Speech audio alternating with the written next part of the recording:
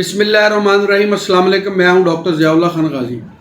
ये वीडियो मैंने ख़ास तौर पे उन नौजवान लड़के और लड़कियों के लिए बनाई है जो कि बुलुगत की उम्र क्रॉस कर रहे होते हैं। इस एज के अंदर ख़ास तौर पर होता ये है कि हार्मोन्स क्योंकि बड़ी तेज़ी से काम करते हैं, जिसकी वजह से मुख्तलिफ़ किस्म की तब्दीलियाँ उनके जिस्म में आती हैं।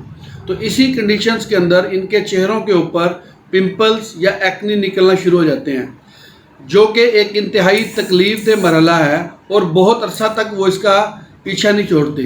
इसकी वजूहात और इनका होम्योपैथिक इलाज मैं आज आपको इस वीडियो के अंदर बताऊंगा कि किस तरीके से इससे निजात हासिल की जा सकती है।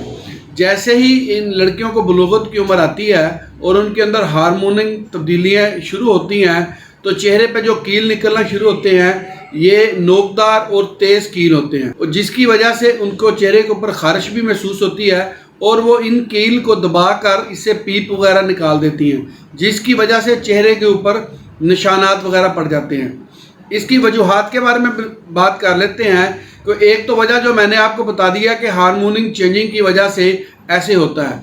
दूसरा, ऐसी ग़िज़ाएँ खाना जो कि नाकस होती हैं और इसके साथ साथ कॉन्स्टिपेशन यानी कब्ज़ वगैरह का रहना और फास्ट फूड का ज़्यादा इस्तेमाल करना, ख़वातीन के अंदर मेंसेस की प्रॉब्लम वगैरह भी इसकी एक वजह है। बहरहाल मेडिकल साइंस के अंदर एक ख़ास किस्म का जरासीम भी इसकी एक वजह माना गया है, और इसके साथ साथ गर्म ग़िज़ा का ज़्यादा खाना, ऐसी चीज़ें इस्तेमाल करना जो देर हज़म हो, ये सब इसकी वजूहात के अंदर शामिल है। और नौजवान लड़कों के अंदर आर्टिफिशियल तरीके से डिस्चार्ज होते हैं, इनके अंदर वीकनेसेस वगैरह आ जाती हैं, इम्यून सिस्टम कमज़ोर होता है और चेहरे के ऊपर दाने वगैरह निकलना शुरू हो जाते हैं। अब हम इसका सॉल्यूशन की तरफ जाते हैं कि होम्योपैथिक के अंदर कौन सी ऐसी अद्वियात हैं अगर इनको इस्तेमाल किया जाए तो इन दानों से ना सिर्फ निजात मिल जाए बल्कि इसके साथ साथ चेहरे के ऊपर ये निशानात भी नहीं छोड़ते। तो उसमें जो सबसे पहली दुआ है वो है बेलाडोना। मोटे अशखास के लिए ये इंतहाई फ़ायदेमंद है, यानी कि वो बच्चे बच्चियाँ जो मोटापे की तरफ माइल हों, अगर उनके चेहरे के ऊपर दाने वगैरह निकलते हों और वो पुरखून नज़र आते हों, तो वो बेलाडोना को 30 के अंदर इस्तेमाल करें सुबह दोपहर शाम। तो कुछ अर्सा इस्तेमाल करने से उनके ये दाने वगैरह ठीक हो जाते हैं। अगली दवाई पल्साटीला है। ये ख़ास तौर पे ख़वातीन की दवाई है।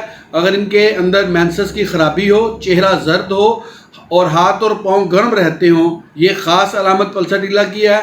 तो वो पल्साटीला को 30 के अंदर इस्तेमाल करें। सुबह दोपहर शाम इसके 5 से 8 कतरे लेने हैं। कुछ अर्सा मतवातर इस्तेमाल करने से चेहरे के दाने भी निकलना बंद हो जाते हैं और चेहरा साफ़ सुथरा हो जाता है और इनके अंदर कोई निशानात भी बाकी नहीं रहते। नौजवान लड़कों के लिए एसिड फास्ट 200 के अंदर इस्तेमाल करें।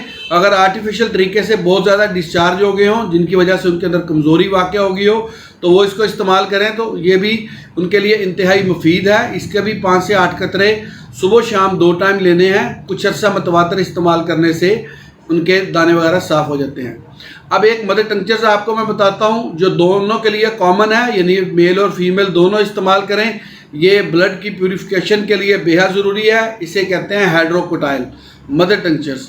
ये आप किसी भी होम्योपैथिक स्टोर से लें। सुबह दोपहर शाम 8 से 10 कतरे 1 घूंट पानी में लें। इसको मतवातर आपने 1 माह तकरीबन लेना है। ये इसको इस्तेमाल करने से चेहरे के दाने, पिंपल, एक्नीज वगैरह साफ़ हो जाती हैं और चेहरा साफ़ सुथरा हो जाता है।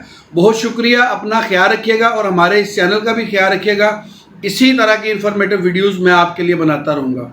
अल्लाह हाफिज़।